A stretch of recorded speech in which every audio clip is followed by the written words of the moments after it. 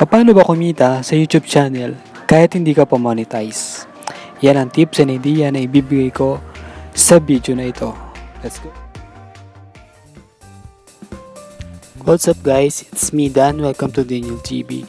At kung bago lang sa channel ko, huwag mo kalimutang pindutin ng notification bell para updated ka sa mga tips and ideas na i-upload ko.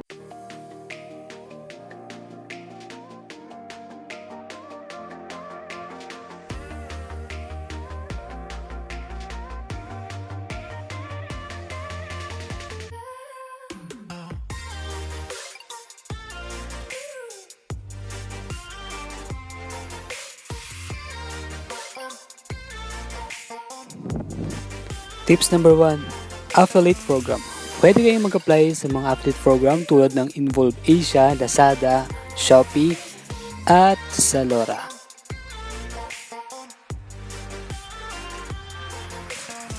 Pwede kayong mag-generate ng link tulad nitong nasa screen. Sample yan guys ng Involve Asia. Pwede nyo i-post sa Facebook, YouTube, at Instagram.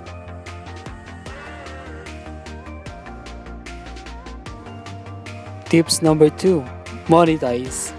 Ito naman kung pamilyar na kayo dito, kung monetize na kayo, pwede nang maglagyan ng ads yung YouTube channel nyo. Ano ba yung mga YouTube requirements para ma-monetize tayo? 4,000 watch hour and 1,000 subscriber.